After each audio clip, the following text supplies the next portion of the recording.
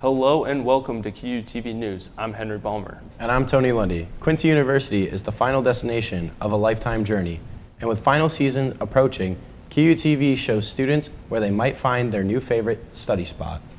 With that, the 2024 election season has concluded, and that's where we begin today. Donald Trump has won the presidency. Former 45th President of the United States will become the 47th President. After Trump won North Carolina and Pennsylvania, the result felt inevitable, but also too close to call. The results came in at 12:47 a.m. Central Time, with Wisconsin being the deciding state for Trump to cross the 270 mark. The Senate flipped Republican, along with the Republicans being able to maintain control of the House. With election season ending, we will see the presidential transfer between Joe Biden and Donald Trump in January of 2025. Quincy University Residence Halls produced a pre-Halloween trick-or-treat event. Families and kids could join in on the fun, as well as get some candy in the process. Each dorm produced a different Halloween theme activity to get in the spirit. October 30th marked the first ever Halloween in the residence hall. The event was home to many students who explored other dorms to see what they had to offer. Res Hall Halloween brought many sweet tooths to the campus, but brought the spirit of Halloween as well. I think it's pretty important because it shows a sense of community at QU. It's a night where everybody can come out and interact with everybody. It's pretty nice to see this on campus. Reminds me of when I used to go out trick-or-treating as a kid. I think it's pretty fun. The coordinators took much time in making this event happen, as each dorm was dedicated to their own specific theme. The SLC handed out caramel apples that went pretty fast. E-Line was offering a backyard bonfire filled with students to hang out, enjoy themselves, and s'mores. Friars offered iced coffee with frosted sugar cookies, but Garner brought the party. Hang out with everyone and bring the community together, and it's another fun thing to keep students involved and interactive with each other. The goal was clear for the campus and the residence life directors. Fun-filled excitement that brought us our childhood life with a nostalgic feeling. It gives students a chance to rest and relax with friends as the semester is slowly unwinding. For more information on residence hall events like this, be sure to check your emails from Cassie Phillips or Court Finley. A new tradition found its way to Francis Hall. This fall, QU set up an ofrenda in celebration for the Day of the Dead. The Day of the Dead is a traditional Mexican holiday meant for families to celebrate and honor their loved ones who have passed on. It is believed that on the Day of the Dead, the spirits of these loved ones return for a reunion with the living. The ofrenda is designed as a way to welcome back the spirits, while the holiday can bring a feeling of sorrow. For some, it can bring a time of remembrance, love, and celebration. So to me, the Day of the Dead means it's a way that I can celebrate and also mourn my loved ones that have passed away, but it also helps me focus on not the sad parts of losing them, but celebrating them in their life. With the tradition continuing on, more students and faculty can get involved. Check your emails if you're interested in more events like this. Any photos that were left on the ofrenda can be picked up at room 121 in Francis Hall. Art is one thing you see a lot in your everyday life. From walking to class or driving around, art is everywhere. A place you can find a lot of art is Brenner Library. Quincy University holds a lot of spaces on campus where you can view art, like the various sculpture gardens. One space that may be forgotten a little bit or overlooked is the art gallery inside of Brenner Library. As you can see behind me, there is a lot of cool and abstract paintings from Marilyn Bradley. And if you would like to come and check them out, you can come to Brenner Library in the art gallery. Bradley's art has a unique style to it, focusing more on places and objects instead of people. Her unique style caught the eye of many students, and they expressed how the art made them feel. This is my favorite artwork, and it really makes me feel a sense of just adventure with all the bright colors and a new landscape. And you can see the people walking around this town, and it's just like a really interesting image to me. And I just think it expresses, that adventure, and just with all the colors and the artwork just as beautiful as it is. Bradley's art has given the chance to students to see the world from a cool and abstract way. She has taken advantage of the chance to show off her work. The art gallery in Brenner Library holds all types of art and rotates in new artists' work frequently. So make sure to check out the gallery and see some new artwork. Halloween sure is a busy time here at QU. Yeah, I'm just glad that we were able to cover it all. It's really one of my favorite times of the year around here. So coming up next, we'll take a look at a 16-year journey coming to an end right here in Quincy.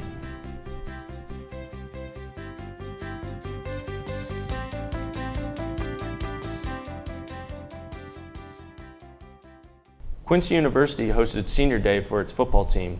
While it is the last time some of these men get to play together on the field, there's more to Senior Day than just the athletes themselves.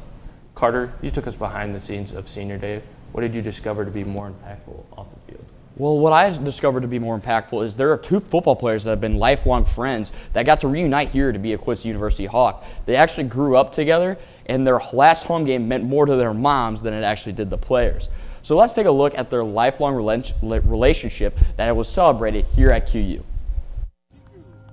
Senior Day means for two Hawks football players, it's the last time that they get to share a home field. As well as 16-year journey has come to an end for Brandon Granger and Brock Edmond. It started with Andy Lenzen making a junior league football team so these two men can meet and develop their football skills. Then they went separate ways. Well, throughout the years, they went to separate high schools, played against each other, but stayed as friends, and then got to meet up here at Quincy. There was 3 of them, actually, that got to do it. So, while these two men did end up going to rival high schools, with Brock going to Fox High School in Arnold, and Brandon Granger going to Seckman just 7 miles away, these two middle rivals did end up coming back together to play for the Quincy Hawks. Oh, I can't even explain it. I mean, they're all family. We're all one big family.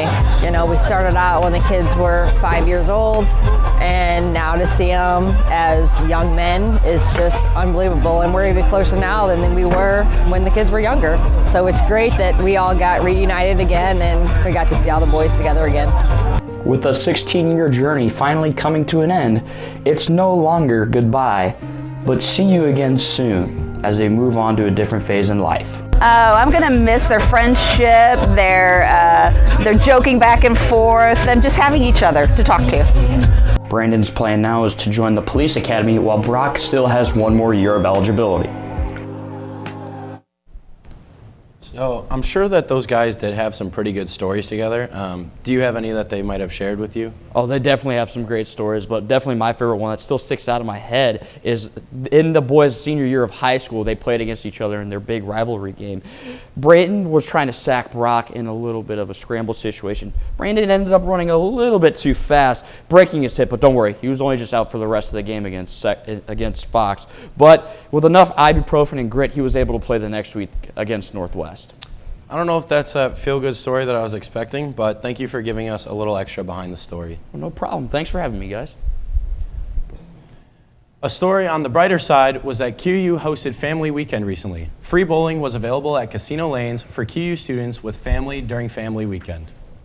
Many students and their families showed up to roll some strikes and spares. It was a great opportunity for students who haven't seen their families for a long time to have some friendly competition with them.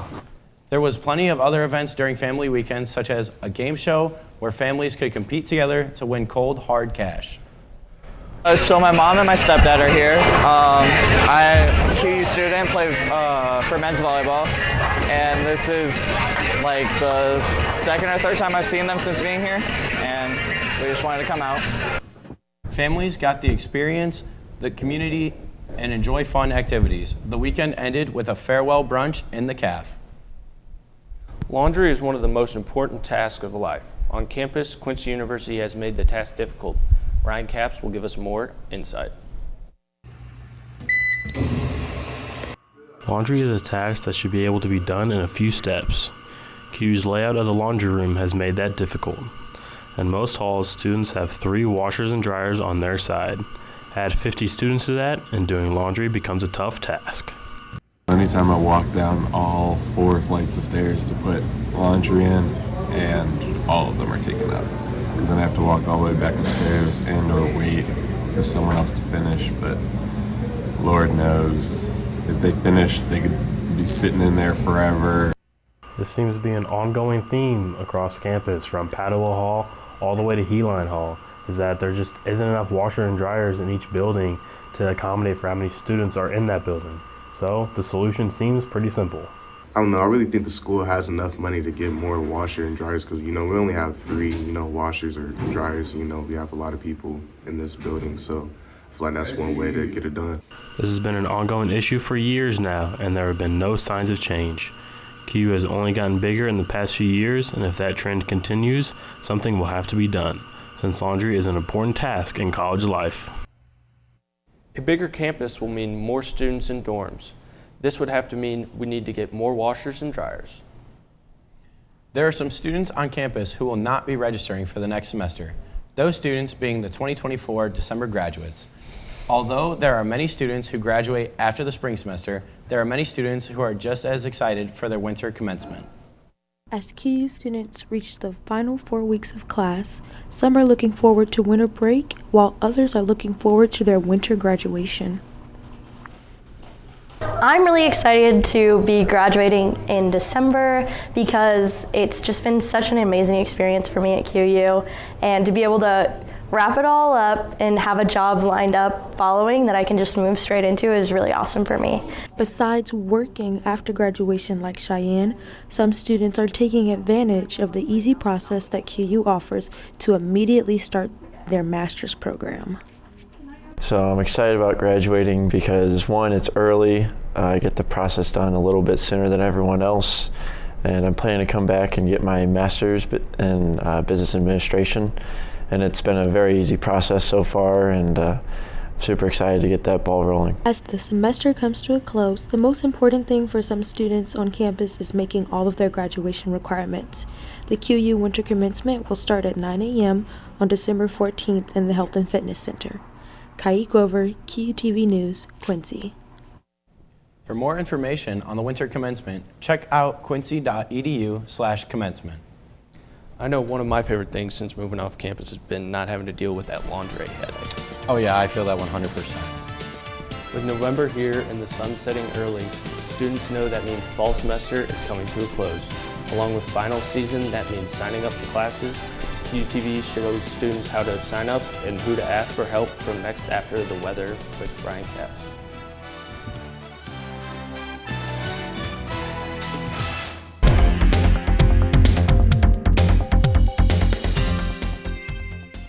Hello and welcome back. I'm Ryan Capps with the QTV weather for this week. And as you can see here, November's here. I've kind of alluded to it in the past couple weeks here, but now it's finally here. And we're going to get to see what it has in store for us for this fall season.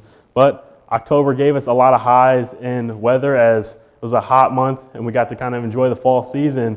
But we can kind of leave that in the rearview mirror as we're not sure what's next. We are going to see some changes for this week. As you can see, it's going to be October was kind of a lot of just hot and cold, but it didn't have a lot of variability in the weather. Now that it's going to be changing here soon. Taking it back, as you can see the history, we're living right around the average for today, but as you can see here, the record of 75 that was today came in an election year. That's just kind of a cool thing to note there. But as today, the forecast is going to be 55 for the high. That's going to come around the midday area. It's going to be a cloudy day with minimal winds, so you're not going to have to worry about that too much. It is going to have that 55 feel, so it's going to be in the 50s. You might want to bundle up for that if you run a little colder for your body temperature, but it's going to be a nice day nonetheless. In the night, it's going to drop down just a little bit, back down into the 50s, as it's going to keep that feel as the wind's not going to affect it too much, but it is going to stay a little cloudy. And then for Thursday, we're going to keep that same 50s feel, but it is going to raise just a little bit, almost getting into the 60s, not quite though, as it is going to get to 59. It's going to be partly cloudy, so you're going to have some sun, but it's not going to be too much with winds of 6 mile an hour coming from the northeast. And for the weekend, we have Friday of 63. It's going to be sunny, so that's going to be a nice day. You're really going to want to make note of that and get the most of it as Friday evening. It's going to dip way down to 44, so you're really going to have to bundle up for that if you do decide to go out. And I'm afraid I've got some bad news. As Saturday, the big day, the one that everyone likes to take note of, it's going to be showering. And it's going to have some rains there, and it's going to be 56. So it's really just going to be a groggy day in general, something that you're just not going to want to enjoy as you're going to have to make the most of it. Now, heading into our 7-day forecast, as I kind of mentioned, Thursday, Friday, Saturday, it's going to be fairly decent on Thursday, Friday, but then it's going to drop way down, and it's just not going to be a fun day Saturday. But I'll step over here so you guys can see Sunday, Monday, Tuesday, Wednesday. Sunday, Monday, Tuesday is going to be real nice days, as they're going to keep kind of what we've been having as in the 60s with lows of 40s, but it's still going to be in the 60s. Then Wednesday, you're going to want to take note of, as we have a 35% chance of rain. So you're going to want to keep that in mind for Wednesday. When it comes around, it is going to be next week. So you have a little bit of time to prepare yourself and enjoy the weather that we will have. That's going to be what we have in store for your forecast, guys. I'm going to take it back to you on the desk. Thank you for that update on the weather, Ryan. Fall semester classes are coming to a close here at Quincy University, and that means enrollment for spring semester classes. Students new to Quincy University's campus may not know the drill when it comes to registration for classes. Spring semester registration can be stressful for students. This is because students have to figure out what class times work for them and if they are taking the right classes towards their degree. The registrar here on campus is a great resource for students who are new to signing up for classes. Students may have also made connections with classmates and professors to make class decisions easier. Registering for classes has been pretty easygoing. I've made some good connections with my professors and gotten to know some of my classmates. Advisors are also another great resource on campus if students are struggling to find a class schedule that works for them. Quincy University provides many classes for students to succeed and push forward to achieve goals within their major. Fall semester is almost over, and you know what that means. It's time to hit the books. In just 3 short weeks, students will start prepping for their final exams. The SSC and Brenner Library contain many quiet workspaces perfect for studying. Underneath the CAF is another great spot for the late night studying. So my favorite spot to test is definitely in the Student Success Center below the library, or in the library itself, and also the student community room. There's also many other rooms on campus that I always use just to get some space to study and focus for my exams. Tutoring is also available to sign up for in the Navigate app. Students can reserve a desk in the library for the remainder of the semester. The SSC will be hosting various study events during finals week. Keep an eye out for those to come in your QU email. So with fall sports coming to an end, that means that Pepsi Arena is going to be hosting hoops here soon. And we'll get a sneak peek into what the Lady Hawk goals are for this year, and Tyler Menendez will update on the rest of the team around campus after this break.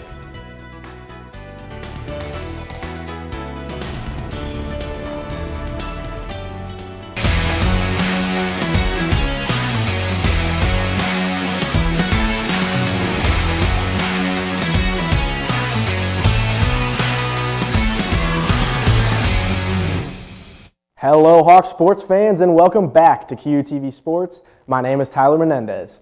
I'm happy to be back on the set to give you all your weekly dose of Hawk sports, but without any further introduction, let's just jump right into the action. The QU Hawks football team played their last home game of the 2024 season just this past Saturday. The William Jewell Cardinals came into town for the Battle of the Birds. This trophy game would be the 4th showdown between these two programs. This game was also senior day for the Hawks, who are graduating 26 total players after this season, and they put on a show one last time for the home crowd at The Rock. The Hawks offense was quiet in the first but came alive in the second. Running back Tion Ballard got the scoring started off early with this 1-yard touchdown run. Later on, kicker Michael Owens hammered in a 37-yard field goal to tie the game at 10. Tion Ballard punched in his second 1-yard touchdown run with just under 2 minutes to go in the first half. At halftime, the QU marching band, who we all know and love, was recognized for their senior day as well.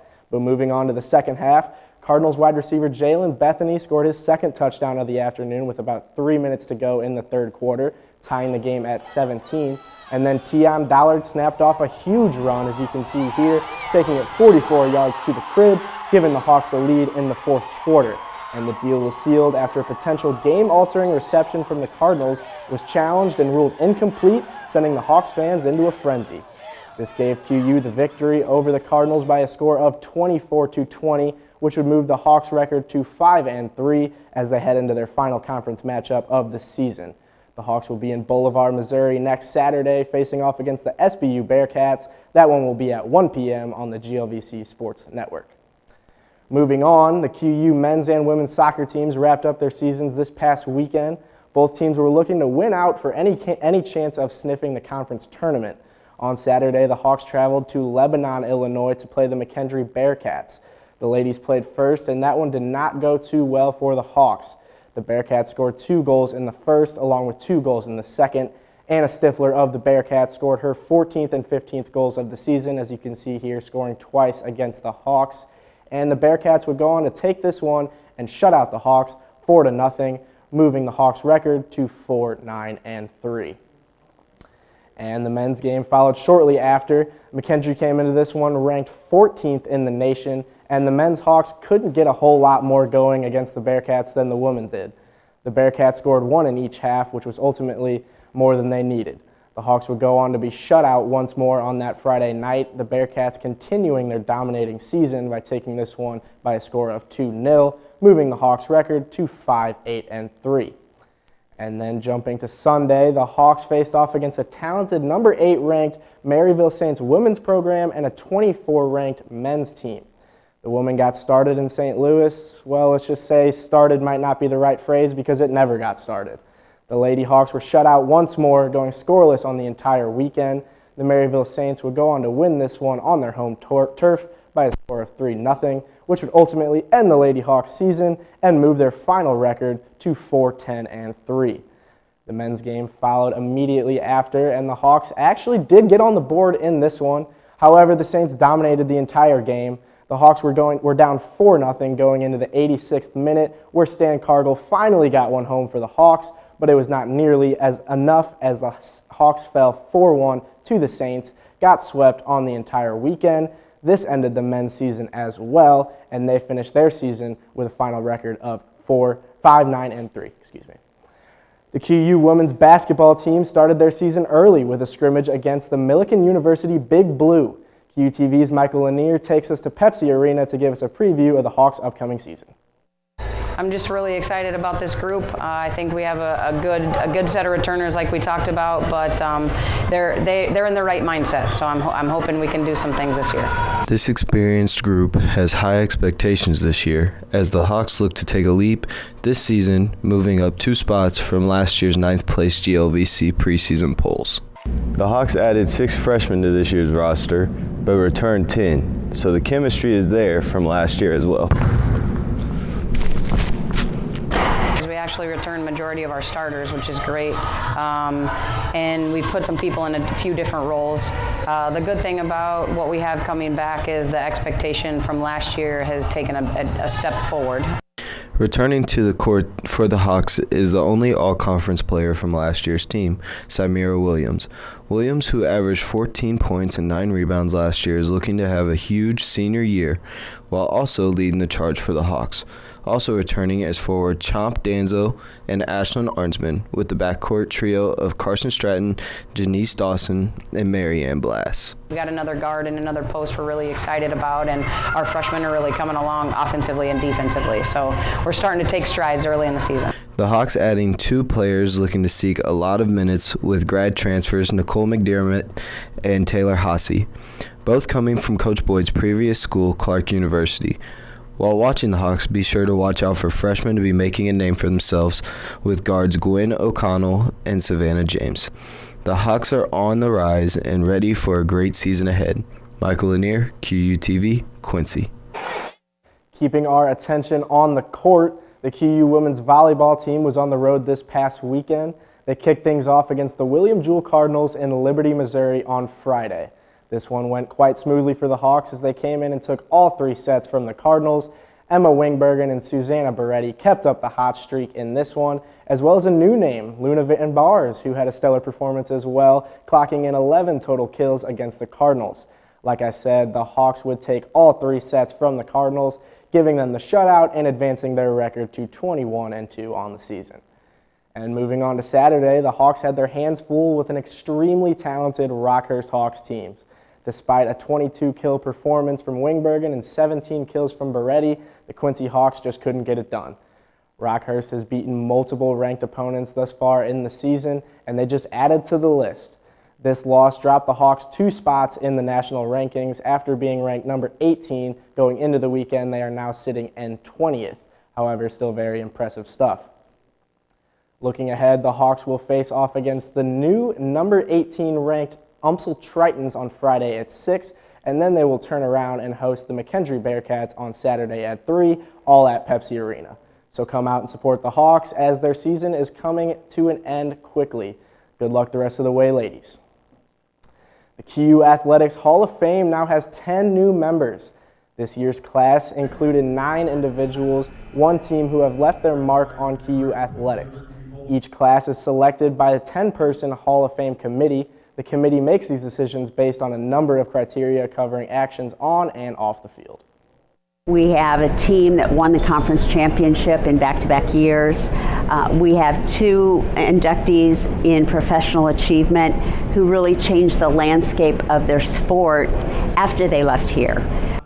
Each athlete is eligible for the Hall of Fame 10 years after they leave QU. Each candidate can be on ballots for up to 35 years. You know, we got some athletes here in the studio. You know, Tony Lundy of bowling. I hope to see him on the ballot in the next 10 years. If we're not, I don't really know what we're doing. But thank you all for tuning in, and that's all I have for you on this week's edition of QUTV Sports. My name is Tyler Menendez. Thank you for letting us know how those Hawks have been doing lately, Tyler. You know how QU Media covered the recent booms and dogs on campus, Tony? I do remember. Well, if you don't see enough in your time around campus, some of these dogs even have their own social media pages you can follow. We will have more on that after this break.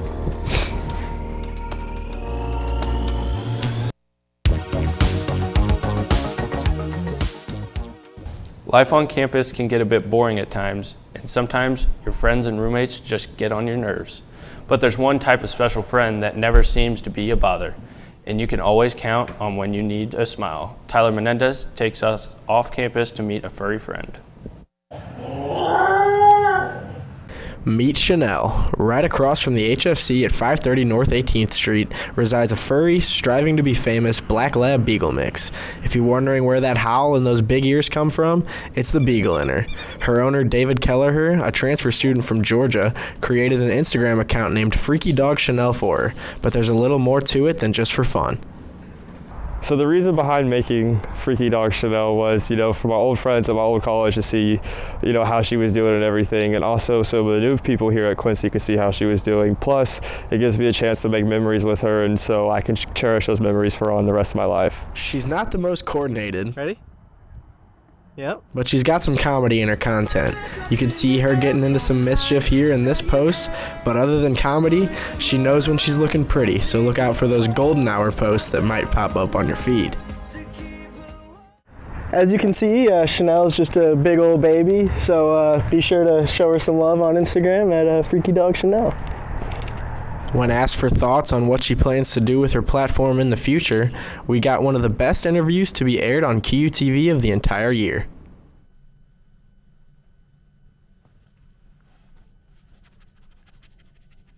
A lady of many words. Tyler Menendez, QUTV, Quincy.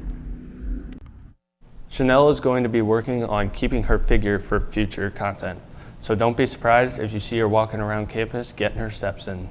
She loves to meet fans of hers, so don't be afraid to go up and say hi to her if you see her around. Yeah, I love that dog, but I really don't need to see a whole lot more of her on Instagram, as I get woken up by her just about every morning as she jumps on my face. So. Yeah, I'm not sure if I'll be giving her a follow soon, or if I should or not. Oh, I actually just gave her a follow. Tony, no phones on set, man. Sorry. Come on, lock it in. Thank you for watching QUTV News. For more stories like this, check us out on social media and QUmedia.net. Have a great day.